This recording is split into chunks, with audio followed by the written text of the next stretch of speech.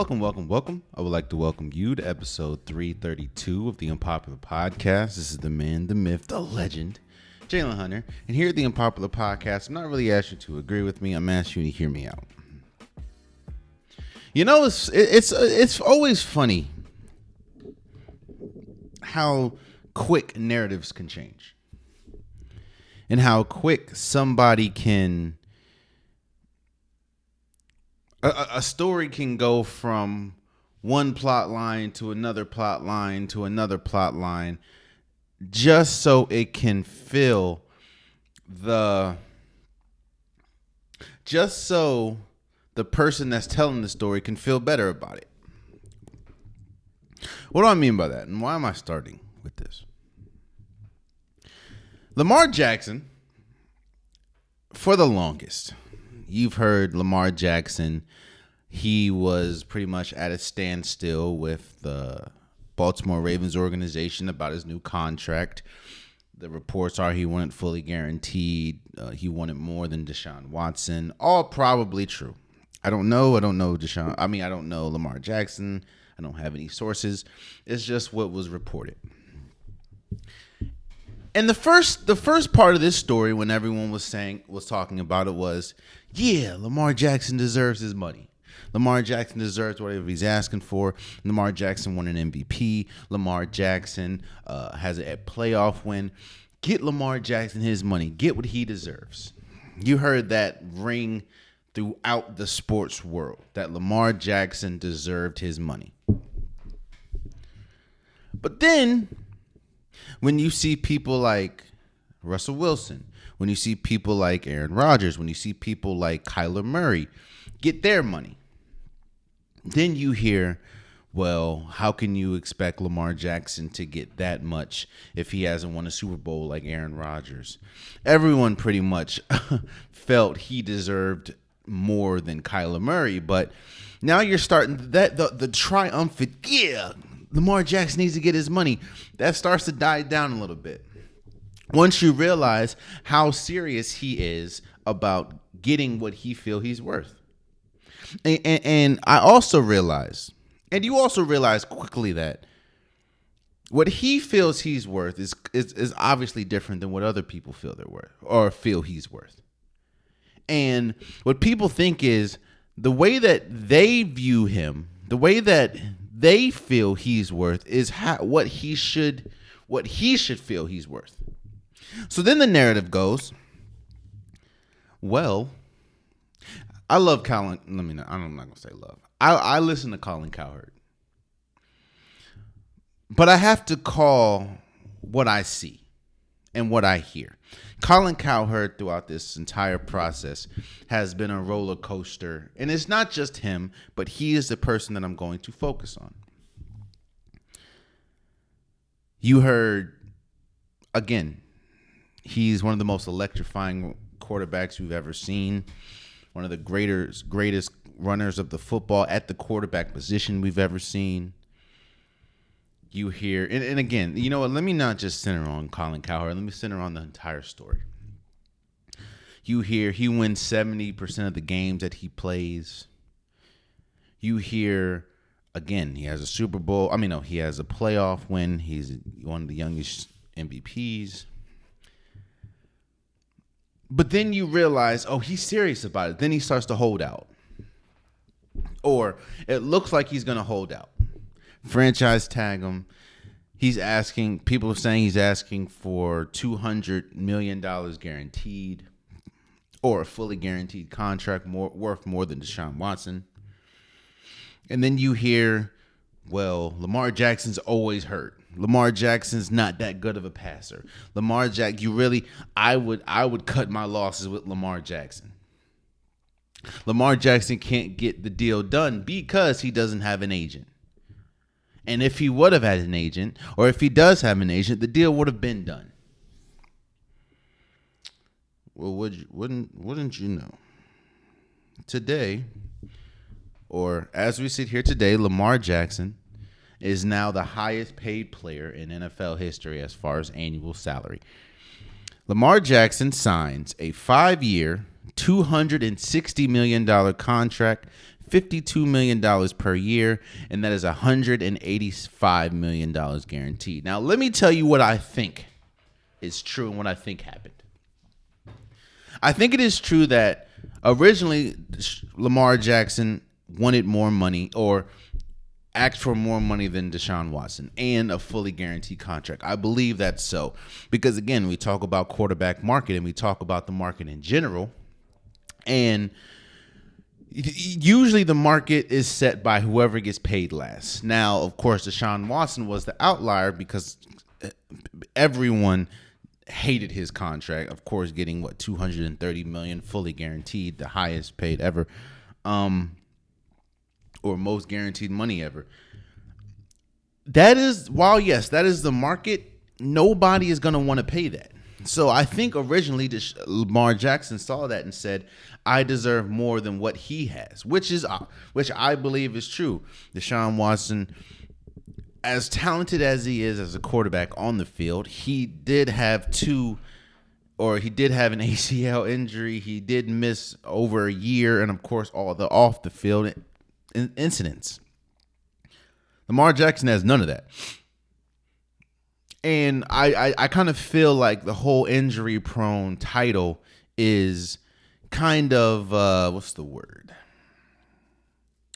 Kind of blown out of proportion when we talk about Lamar Jackson.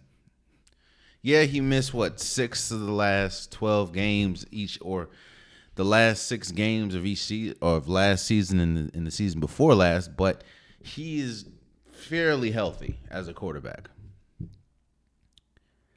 So I think originally Lamar Jackson did ask for more than Deshaun Watson. And I believe once he realized and once he pretty much figured out that wasn't going to be the market, because quarterbacks after Deshaun Watson didn't get what Deshaun Watson got and pretty much asked for less or received less, then he tampered his, or he came down on his fully guaranteed to maybe 200 guaranteed. And I said it last episode, and I'll say it this episode. I think the thing that got Lamar Jackson's deal done was Jalen Hurts getting his deal done. Again, when you look at it, when you're comparing Lamar Jackson to someone like Kyler Murray, Lamar Jackson is going to win every time as far as that argument because he's done more than Kyler Murray. When you compare Lamar Jackson to someone like Deshaun Watson, Lamar Jackson's going to win every time. He's done more on the field than Deshaun Watson. When you compare someone like Lamar Jackson to Russell Wilson, outside of, yes, Russell Wilson did go to and win a Super Bowl and has been at 2. The recent Russell Wilson hasn't been great. So Lamar Jackson is going to win that battle. When you compare him to someone like Jalen Hurts, as far as wanting the money that he wants, that's when Lamar Jackson realizes outside of, yes, he has an MVP, that is all that he has that Jalen Hurts doesn't. And Jalen Hurts, of course, has a Super Bowl appearance. So I think Lamar Jackson realized, okay, if Jalen Hurts is going to take $250 million, there is no way I can ask and get the guaranteed contract that he got. I think it was like $165 million or something like that. You can't then go, okay, there's no way, or I'm not going to say there's no way, but no one is going to give me more than someone that is just recently gone to the Super Bowl. And I think he realized that and was like, all right, I have to acquiesce. I have to come down on the value. And that's what he did. Again, he originally was seeking $230 million guaranteed, or more than that. So I don't think this is a loss at all. This is definitely a win for somebody that all you heard was, oh, he can't get this done because of X, because of Y, because he's injury prone, because he needs to improve throwing the ball, and because the Ravens playoff success, or the lack of Ravens playoff success with him as the quarterback, because he doesn't have an agent. To hear all that and still get the deal done is the definition of black excellence, bro. Do I think I think it is tough, and it's going to be tough for the Ravens to win a Super Bowl. I mean, that's when you're in a division that has Patrick Mahomes, Joe Burrow, or a conference that has Patrick Mahomes, Joe Burrow, Justin Herbert, now Aaron Rodgers, Josh Allen. It's going to be tough. But if you're the Ravens and you look, there's no way that you can feel confident enough going Sunday after Sunday. And the Ravens is a prideful organization. There's no way that you can go Sunday after Sunday go up against these quarterbacks and think that you're going to get it done with someone outside of Lamar Jackson. So a deal had to be done, and a deal was done. So shouts out to Lamar Jackson. I am happy that he got what he got. I'm sure that. And that's the thing about negotiations. If there's no way, I don't remember who said this, but they said in negotiation, if one side leaving feeling like, I got, and the other side leaving says, I could have asked for more. That's pretty much a good negotiation. And again, shouts out to Lamar Jackson for agreeing to $260 million contract, $185 million guaranteed. And another thing that you can, even though yes, this is a very expensive contract, this does leave room for the Ravens to make moves and to improve their roster. You still have people that's free agents that, are they going to re-sign or not? Of course, they just brought in Odell Beckham Jr. Maybe that could be a long-term contract after this year. I don't know. We heard DeAndre Hopkins, even though reports are coming out, said after the draft, or after the first night of the draft, it's unlikely it's going to get traded, but you never know. Yeah, I'm happy for Lamar Jackson, man. I'm happy we can stop talking about it, and I'm saying it not in the sense of like I'm tired of hearing it, but I'm glad that somebody that felt he was worth what he was worth got what he felt he was worth. So, shouts out to Lamar Jackson, shouts out to the Ravens, and shouts out moving forward. So the NFL draft night 1 happened, and I'm not going to break down every single draft pick. I'm not going to, I don't think I need to do all 32. No. And I'm not. And I will start this by saying congratulations to everyone that was drafted. Definitely deserves to be drafted. And shouts out to everyone that's going to be drafted in the next few days. It's definitely an honor and a privilege to be drafted in. Whether you're drafted in the first round or you're drafted in the fifth round, you're drafted. And that is an accomplishment in of the same that a lot of people, most people in the world, have never accomplished and will never accomplish. So congratulations to all the people that were drafted, and even the people that go undrafted that still make it to the league. It's definitely a privilege and definitely deserving. But what I'm going to do is I'm going to give some winners from night 1 of the draft and losers. There was a lot of one of the biggest reasons why I don't like doing mock drafts is because there's so much movement that can happen in the draft. And as we saw this year, there was a lot of movement from the 3rd overall pick, the 5th overall pick. There was just movements all over the place as far as trades, as far as people moving up and down. So I don't really like doing mock drafts because there's really no way that it can even be close to accurate outside of maybe the 1st overall pick because just the movement that happens. And one of the biggest questions that were coming that came in or that was asked coming into the draft was who was going to go number 1. It was pretty much between one of three people: Bryce Young, C.J. Stroud, and Anthony Richardson. And of course, Bryce Young was the one that, and you kind of knew it was going to lean towards Bryce Young. There's no great options, and I will say I'm not, and that's no offense to Bryce Young, but to me, I don't think these are generational quarterbacks. I could be wrong. And I hope that I'm wrong. I think Bryce Young was the best quarterback in this draft. I just don't know. I don't know if he was.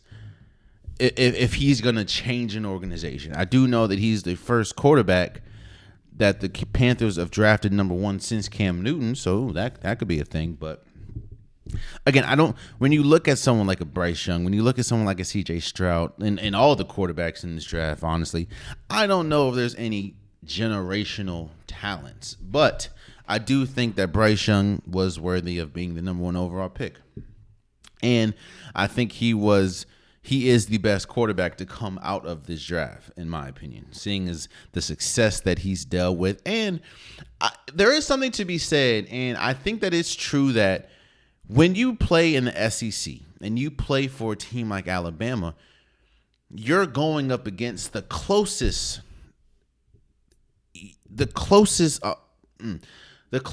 talent level that, how do I say this? No, of course, college is not the NFL. But I think that when you play in the SEC and you play against some schools like a Auburn, like a Florida, like when you play the big schools and you play those schools that, football is life and just down south in that conference, I think you're playing to the closest iteration of the NFL you can in college. I don't think that there's not a college team that would win against an NFL team, in my opinion. Even if you talk about the Alabamas, it's just a different level once you get to the NFL. But I do think that playing in the SEC definitely prepares you better with the talent level that is spread out throughout the entire conference. But again, let me get on to my winners and losers. Let me talk about the first winner. The first winner, of course, in my opinion, is obvious. That's the Houston Texans. To originally draft second, and you get C.J. Stroud, which was the best available quarterback at the time. It was an argument between C.J. Stroud and Bryce Young, and of course, Bryce Young went number one. So you get C.J. Stroud, and then you make a blockbuster trade to get the third overall pick, and you get what a lot of people are debating as the best defensive player in this draft, and Will Anderson. I think that's a win. Now, I do understand what people are saying when they go a team that's rebuilding. The last thing you want and the last thing you can afford for a rebuild is a bunch of trades. You want to stockpile as many draft picks as possible, and you want to be as good as possible. So that means you get more draft picks. But I say this: the Texans have a lot of issues. Don't get me wrong. There's a reason why they were originally second overall pick. They're not that good. And you address your two biggest problems, which of course was the pass rush situation and the quarterback. I think that is a win. And you got you can argue two of the best players in the draft. There is, of course, a debate about C.J. Stroud and Bryce Young, but you got at least one of them, and you got arguably the best defensive player in the draft. I think that that's always going to be a win. No, and while yes, you did have to give up a lot, and it is for people that like to stockpile draft picks. I get it, like the Oklahoma City Thunder in basketball. I understand, but those you trading up was big, but you swung.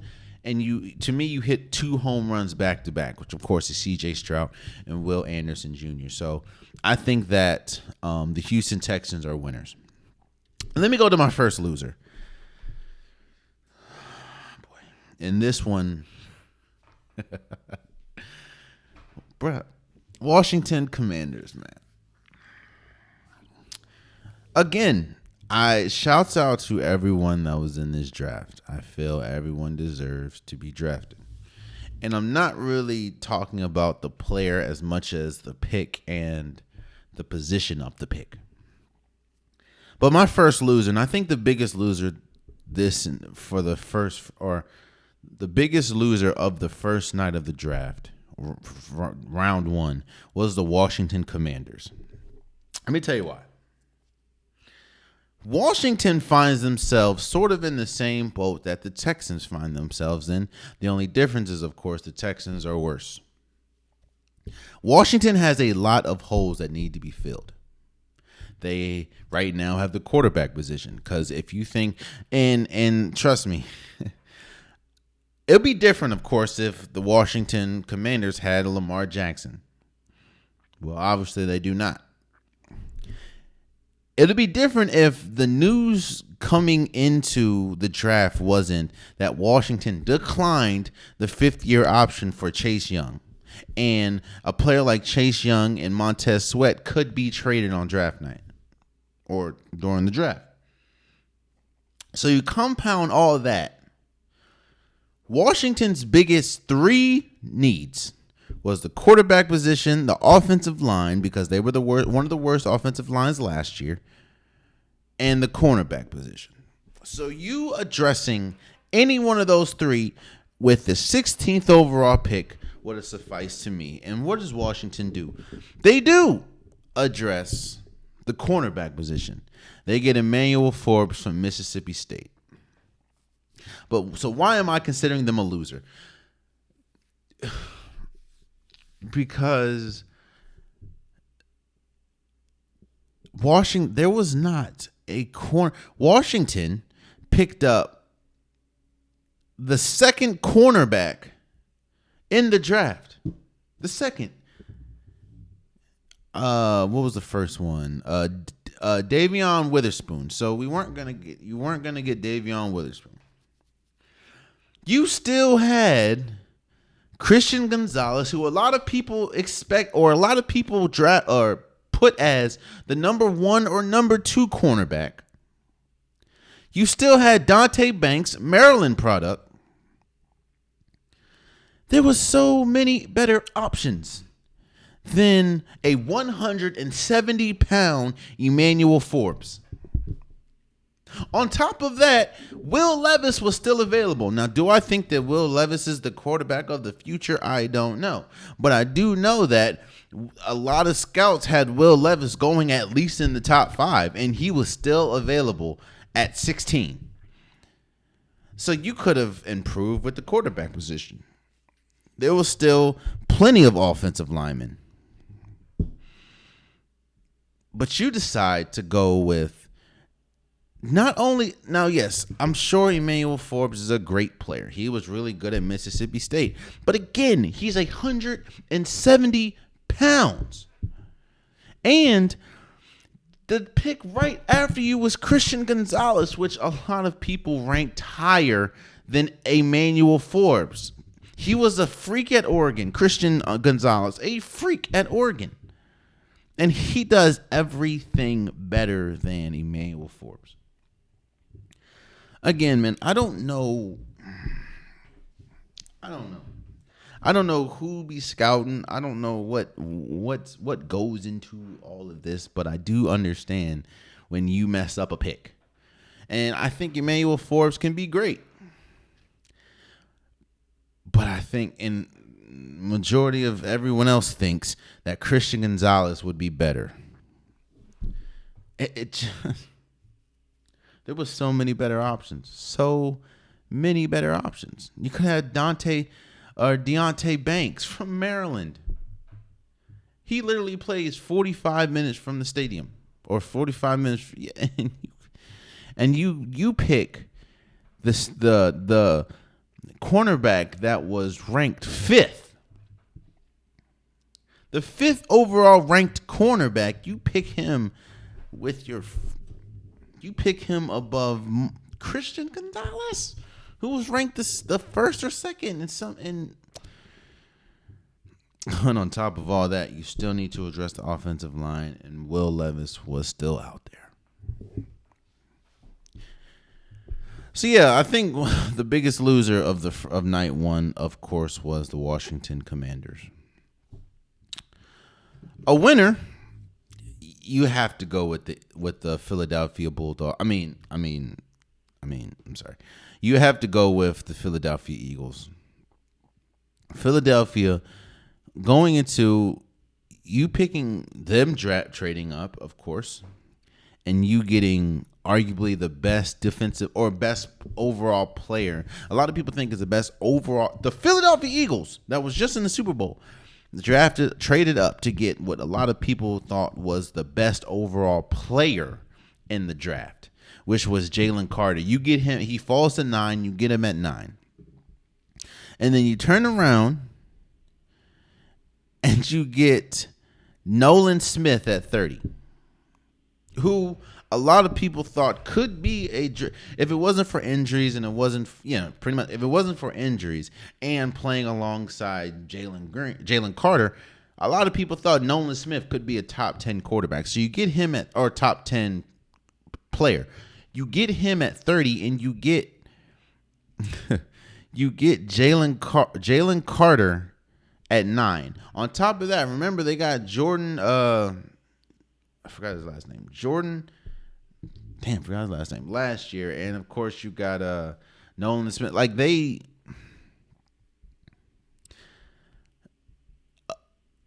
one of the biggest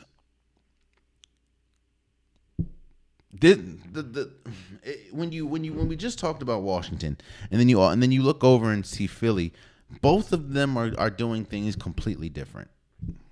And to me, both teams are moving in completely different directions. One of them is going down, one of them is going up.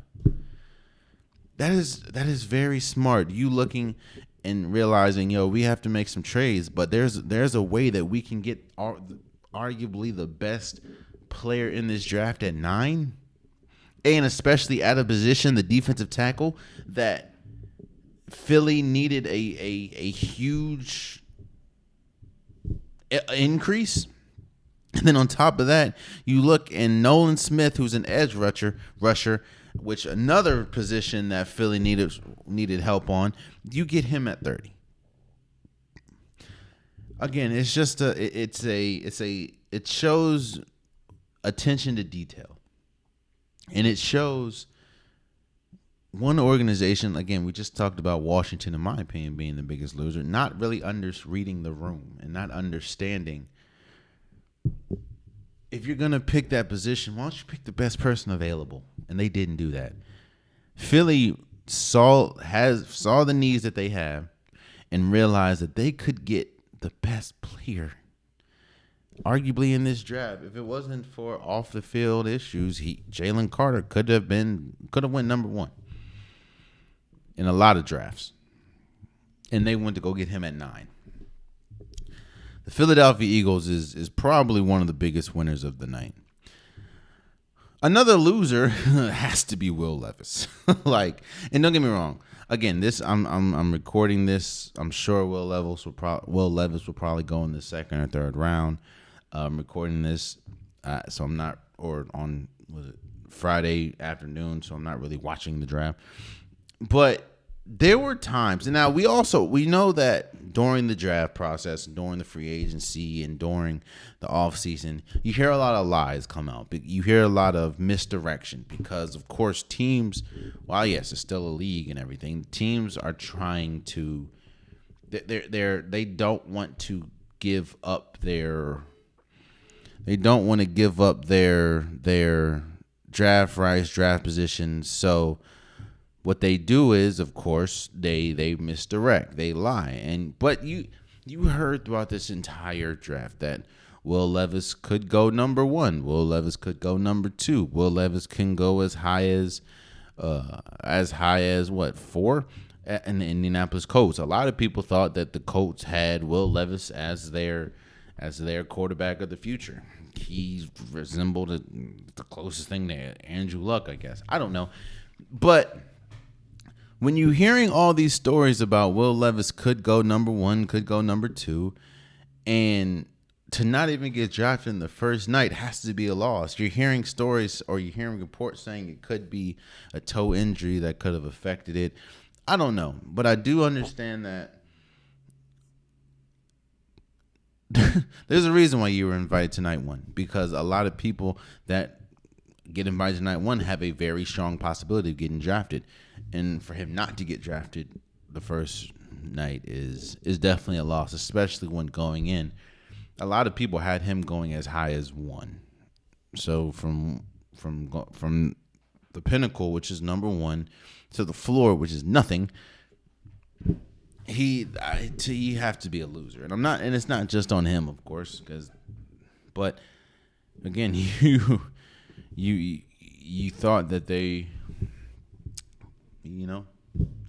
you thought that at least he thought he was going to get picked, and I thought he was going to get picked too.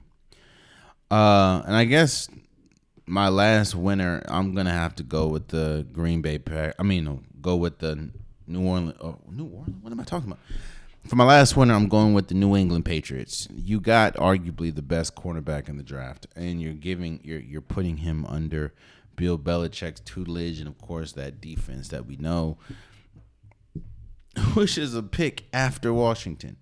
And man, shouts out to the Patriots. Again, shouts out to everyone that gets drafted and able to change the trajectory of your family and everything. So congratulations to everyone that gets drafted. And those are my winners or losers. And again, I feel everyone that gets drafted deserves to be drafted. And while, yes, they could be winners and losers as far as the grand scheme of things. As far as linear, the grand scheme of things is you get drafted, and that's the most important thing. So let's move over to basketball. And I can't describe to you how shocked I still am that the Milwaukee Bucks lost the series to the Miami Heat 4-1. Jimmy Butler obviously was the best player in the series, but one of the biggest reasons why I think that this is one of the biggest upsets in basketball history, not the biggest, but one of the biggest, is because of majority of people had the Milwaukee Bucks winning the championship. Their team was good enough to win the championship. When you have multiple players that could end up on all defensive teams, when you have Giannis, who is arguably the best player in basketball, when you have Chris Middleton and he was rounding out the form, like he was coming back and looking like himself, it just, on top of that, Jimmy Butler, I just said, was the best player in the series. And one of the biggest reasons why I thought that 56-point game that he had was one of the greatest in playoff history was because of who he did it against. Again, Jrue Holiday was just voted the most underrated player in basketball, and more than likely will end up on an all-defensive team. Brook Lopez probably is going to finish second or third in MVP voting. Giannis is a defensive player of the year and probably will end up on an all defensive team. So you're going against a stout defense, and you do what you did. Now, yes, I understand that Giannis pretty much missed 2.5 games, and it probably took some time. It's going to take time to get your rhythm. I get that, but again, the Bucks are so good. They beat one of those games. They beat the Heat soundly, and the Heat were without their third best player in Tyler Hero, and a very important piece coming off the bench in Victor Oladipo. Both lost in this series. So to see all those circumstances that the Heat had to deal with, and then ultimately to beat a team that majority of the people thought was going to win the championship, is one of the biggest upsets in basketball history. And of course, we can talk about the answer that Giannis had. Talking about, there's no failure in sports and everything. And Michael Jordan played 15 years and won 6 championships. Does that mean he failed 9 years? I understand what he said, and I understand where he was coming from. And I can agree in some senses and in some things that he said, but one thing that I will disagree in is this is a failure of a year. Especially when you see the circumstances that not only the Heat had to deal with, but the Bucks had to deal with. And it'll be different if the Timberwolves. No one thought, except maybe people in Minnesota, no one thought the Timberwolves were good enough to win a championship. No one even had Minnesota in the championship. So I don't think that this year is a failure for Minnesota. I do think that there were some moves that were failures for Minnesota, but I think overall nobody expected Minnesota to win a Super Bowl. To win a championship. So it's not that much of a failure. It's not an accomplishment, but it's not as much of a failure. The Milwaukee Bucks, I'm still confused as to how they lost this series. I know momentum is a huge part of it, but when you're talking about the players that the Miami Heat lost and the players that the Milwaukee Bucks have, I still cannot fathom how they lost the series. And this series, in this year in general, in total, is a failure because you were favored to win this championship. And to go from championship favorites to not even getting out the first round is a failure. I still think Giannis is arguably the best player, but even Giannis is one of the biggest reasons they lost the last game, Game 5. He went 10 for 23 from the free throw line and had a very costly turnover at the end of the game because he was scared to shoot it. I don't think this takes away from how good Giannis is, but yes, this is a failure of a season. I do think that when you are projected to be an NBA champion and you don't even make it to the first round, that's a failure. Again, I do think that I agree with Giannis saying that each year is a stepping stone to greatness, and every year someone's going to win and someone's going to lose. Like, you can't win every year. I understand that, and I agree with that. But if you're going to lose, you don't lose to the Miami Heat. That's without their third or without key pieces. Tyler Hero, Victor Oladipo. And one player single-handedly beat you, pretty much, which was Jimmy Butler. We forget Kyle Lowry is still dealing with a hamstring injury, and they're playing a bunch of undrafted players. Gabe Vincent, Max Strus. And you lose. So while I respect what Giannis said, and I agree to some extent, I don't agree with the fact that this was a failure of a year because of just everything that went into it. And this was, I don't even care if Miami wins or loses next round to the Knicks. This is a win for Miami, especially seeing where they were this year, and there was a lot of times where they weren't even in the playoff hunt. To now be in the conference semifinals is crazy. Crazy.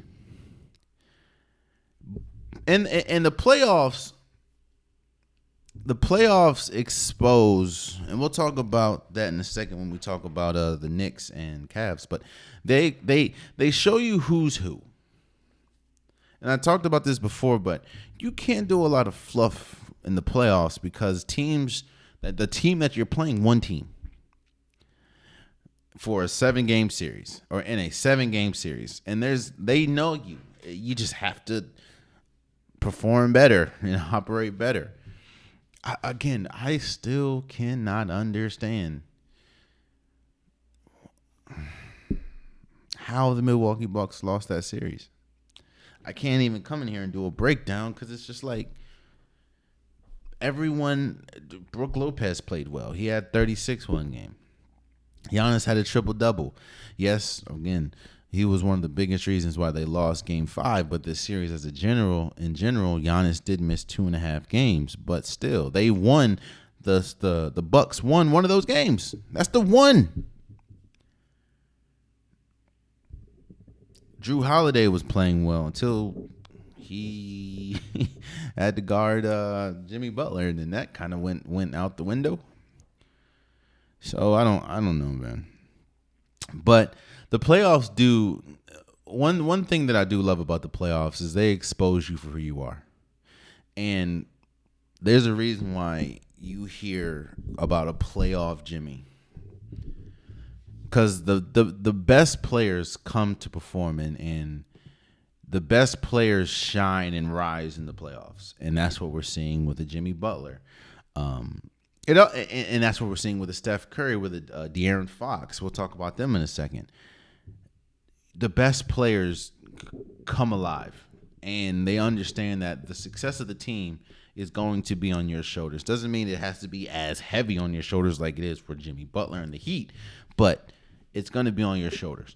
And some people rise to the occasion, some people do not. And, of course, we'll talk about that on the other side in a second, but also wanted to talk about and shout out the Boston Celtics.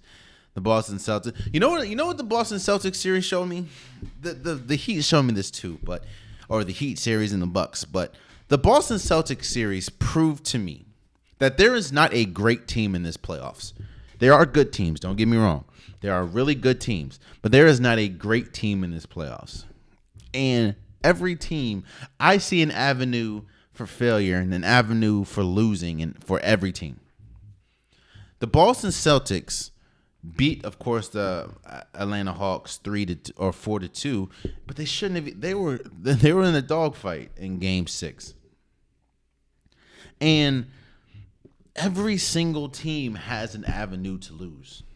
There's not a team. I don't think there's a team that's just leaps and bounds better than every single team in this playoffs. There's usually, I thought it was the Boston Celtics, but the Atlanta Hawks, which you can argue the Atlanta Hawks was one of the worst teams, probably outside of Minnesota, in the playoffs.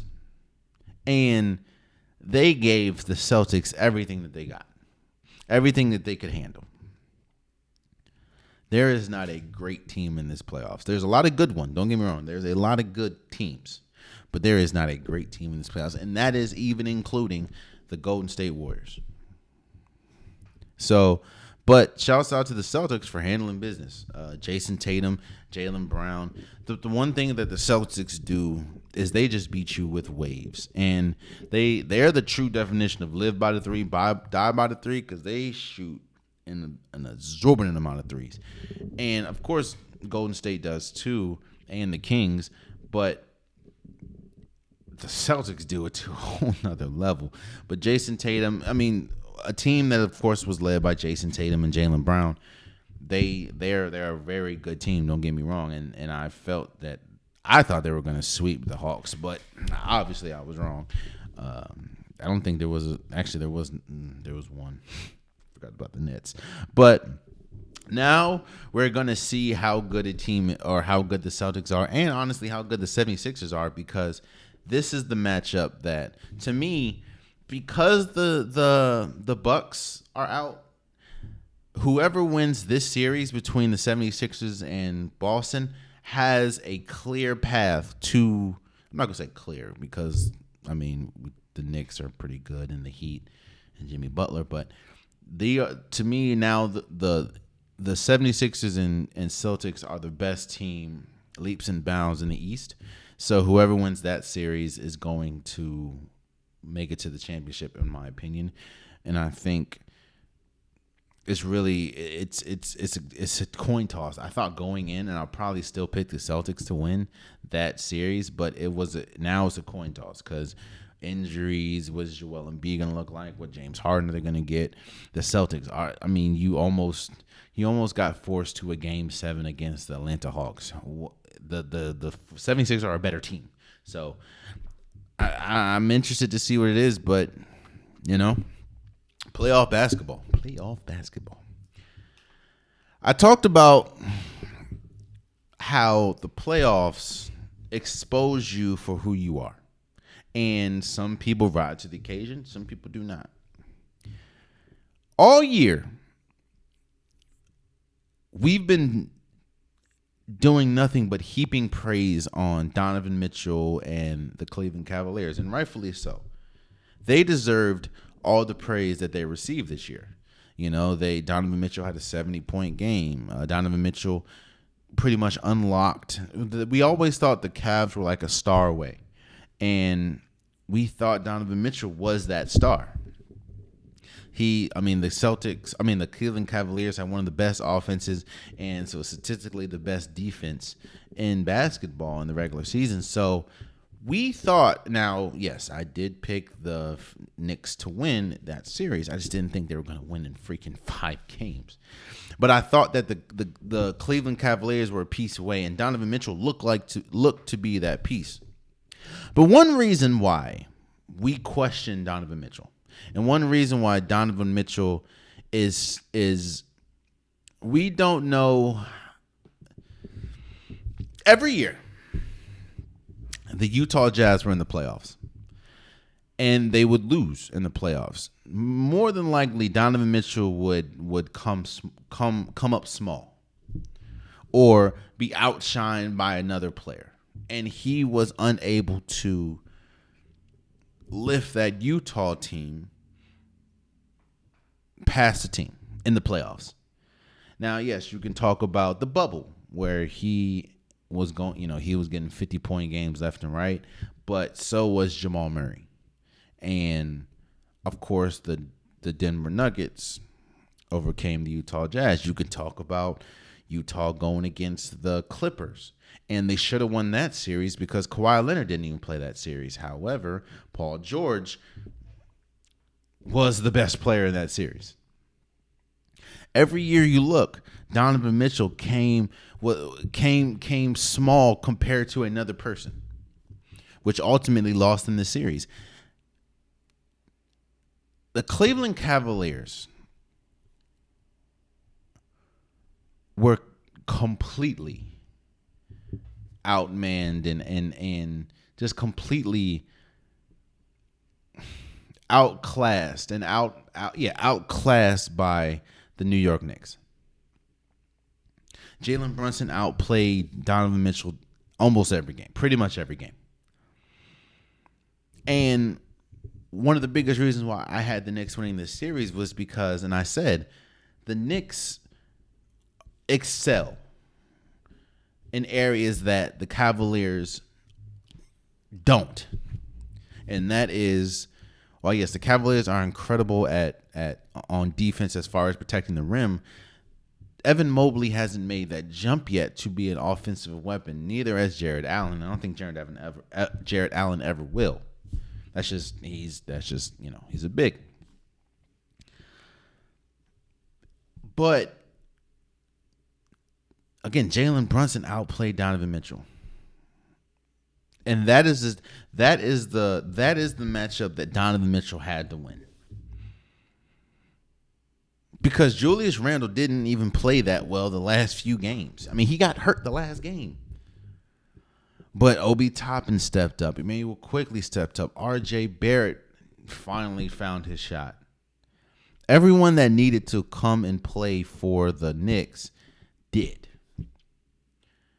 And what the playoffs also do is they expose your weaknesses. And I talked about this last episode. In the playoffs, in playoff matchups, they expose your weakness, and either you're able to overcome them, or you're going to lose because of them. The Milwaukee Bucks, one of their biggest weaknesses was they're not the best offensive team as far as half court offense. They're running. You have Giannis with a full head of steam. You're going to lose. But what the Heat did, and one of the biggest reasons why they lost, is the Heat forced them to be a half-court jump shot team. And it didn't work.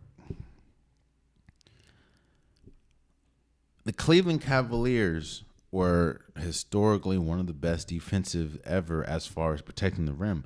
But like I said, Donovan Mitchell's not the best defender. Darius Garland's not the best defender. And on top of that, outside of Darius Garland, Donovan Mitchell, they don't really have a third option. And the Knicks capitalize on that. So I said all that to say, I don't think Donovan Mitchell. One of the biggest reasons why I even put a video about this a while ago about Donovan Mitchell's value. Donovan Mitchell is one of the best. He's an incredible regular season player. He's an incredible scorer. If you're building for the regular season, I would go with I would not be surprised if someone wanted to build their team around Donovan Mitchell because he has proven to be an incredible regular season player. But what he has also proven, at least up to this point of his career, is he is not a player that you can build around once playoffs get there. Because there were multiple times when he had the better team and they've lost. So, congratulations to the Knicks. I think that it's going to be a very interesting and a very good series between the Heat and the Knicks, but another year, Donovan Mitchell comes up short. A Donovan Mitchell-led team comes up short. So, yeah. Again, I'm recording this Friday afternoon. So I don't know what the outcome of of the Grizzlies, Lakers, and Kings Warriors series. I will say this, and I'm not going to stay on this long because I don't really need to. I think the Warriors understand. I think the Grizzlies understand. The Warriors winning game 6. Oh, no, winning game 7. No, what am I talking about? Winning game 5 at home. At Golden State winning game 5 in Sacramento. You had to steal one. If the Warriors were going to win the series, you had to steal one. And we talked about breaks last episode. You saw, all right, a lot of people are confused about what we saw about De'Aaron Fox. De'Aaron Fox, of course, fractured his finger on his shooting hand, had to wear a brace. He was doubtful at first, came to play, and he was on fire. And I mean, he was on fire the first half. He scored like 17 points. Like he was on fire. And a lot of people think we did not see the injury pop up. And I'm saying, no, we saw the injury pop up exactly when it was supposed to pop up. And that was the second half. De'Aaron Fox was terrible the second half. He was losing the ball. He had a hard time controlling the ball as far as grip. He couldn't really shoot like that because the adrenaline, whatever medicine he was on, came down the second half. And that's when you saw Golden State, I'm not going to say take off, but you saw Golden State do what they had to do. And you also saw the youth of the Sacramento Kings because, quiet as it's kept, Kevin Huerter has not been playing well. He has not been able to shoot the ball that well. And Keegan Murray, he kind of came on game four, but he didn't shoot that much game 5. Sabonis, he had a better game, but he wasn't playing that well. Malik Monk started going crazy, but it just wasn't enough. So I wonder how. Here's the thing.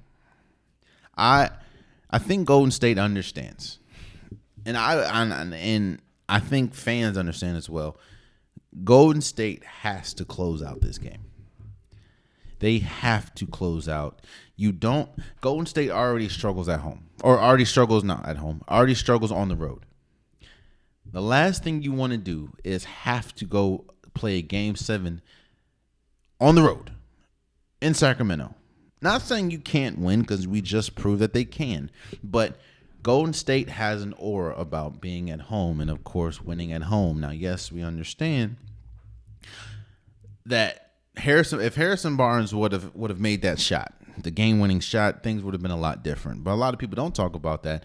If Steph Curry would have never had a Chris Webber moment and called a timeout that he didn't have, or if he would have hit the floater, then this would have never been a thing.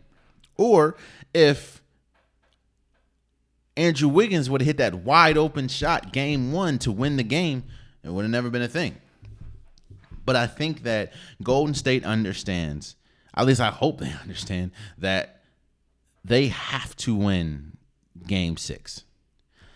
Because the last thing you want to do is have or lose Game 6 at home and have to win a Game 7 on the road in Sacramento, giving De'Aaron Fox yet another day to rest up, to have his hand, or to let his finger heal. And while, yes, Golden State has dealt with an environment like that, this is when, situations like that is when you want to lean on habits that you built in the regular season. And Golden State has not built a habit of winning on the road, which is why I think it was so big that they won on the road, of course, Game 5. Now, Game 6, I think they understand they have to win this game. They have to understand that. And, of course, you have to win this game at home where your role players play better. I mean, think about what happened Game 5. Steph Curry had 30 points. Klay Thompson had like 25. Draymond Green had 20-some points and shot like 8 for 10. Andrew Wiggins had 20 plus. You have 4 players over 20. So now, I don't think that's going to happen again. I don't see Draymond Green having a 20-point game again. But now that you're at home, maybe Jordan Poole plays better. Maybe you can get Moses Moody more points. Dante DiVincenzo might score more. I don't know. But I think Golden State understands that they have to win this game. Because I think if they lose this game, they're going to lose Game 7, in my opinion. And I think the same, and the Lakers kind of feel the same way, in my opinion. I said this last episode, but I'm gonna be real with you. The Lakers are not a good team. The Lakers are riding momentum, and the Lakers are streaking at the right time, but they are not a good team. Or let me not say that. Let me. The Lakers are a very beatable team. I said every team in this playoffs has a weakness, but the Lakers are. There's a reason why they're in the 7th seed. The Lakers are inconsistent, and the Lakers, your best play. What you're seeing, you're starting to see age really affect LeBron James, which of course rightfully so. He's been great for 20 seasons at this point, but Anthony Davis has been inconsistent, and their guards have been inconsistent. And I think they know, just like Memphis knows, and just like Golden State knows, they have to win Game 6. Game 6 is in LA. They just got destroyed. Game 5. Game 6, they need to win. Because the last thing you want to do, and kind of like the Sacramento Kings, the Memphis Grizzlies play drastically different at home. Memphis plays like Memphis with at home. You have Desmond Baines playing well. You have John Morant playing well. You have Jalen Brooks ain't really been playing well at all. But you know what I'm saying. The last thing you want to do is have to go against the Grizzlies, which, quiet as it's kept, is the better team than the Lakers. They just don't have the size. But that doesn't matter if you have Anthony Davis that's so inconsistent. One game he'll have 35 or 31 and 15. Next game he'll have 10 points. Then he'll come back, have 35 and 18. Then he'll have 14 points. Like, what are we doing here? I hope LA understands that they need to win this game. Just like Golden State, because I do not see an LA team beating, especially the LA team that we've seen these last 2 games. I don't see an LA team beating the Grizzlies in a Game 7, especially a Grizzlies that one of the LA's biggest problems outside of inconsistency is they're not good at guarding the 3 at all. There's so many times where they don't even close out on 3-point shooters. Now, yes, Memphis doesn't have the greatest onslaught of 3-point shooters, but Desmond Bane can hit a shot. Luke Kennard is one of the best 3-point shooters in the league as far as percentage-wise. Jaren Jackson Jr. can hit a 3. John Morant looks like he's getting better at 3. Tyus Jones is one of the best 3-point shooters. So, Xavier Tillman is shooting threes. Like, come on now. Golden State and the Lakers. Again, I'm shooting this before the game, so I don't know. But I think they understand that they need to win this game. They need to win these game 6s. Or more than likely, in my opinion, they will lose game 7. Both of them. The Lakers and Golden State. So. Oh, I also want to shout out KD. Shout out KD for signing a lifetime deal with Nike. The second player to do that, I think, ever. Next to LeBron James. I know Jordan has like a Jordan brand, but that's big, especially from a dude down, from the crib. Shouts out to KD, one of the greatest basketball players ever. Signing a lifetime deal with Nike. But there you have it. That has been today's episode of the Unpopular Podcast. I truly appreciate you guys. If you want a Unpopular Podcast shirt, hoodie, sweater, long sleeve, joggers, the link is in the description below. I have multiple different colors, multiple different designs. Whatever you want, I got. Whatever color you looking at, I got you. Just click the item, click the product, click the color, click buy. It's coming to you, my G. So I definitely appreciate it. Also, subscribe to if you're listening. Subscribe to if you're watching. It definitely means a lot to me. Subscribe to the Instagram. Subscribe to the TikTok. Or follow the Instagram. Follow the TikTok. It definitely means a lot. I'm pumping out content every day on my socials and everything. So, yeah. Until next time, much love.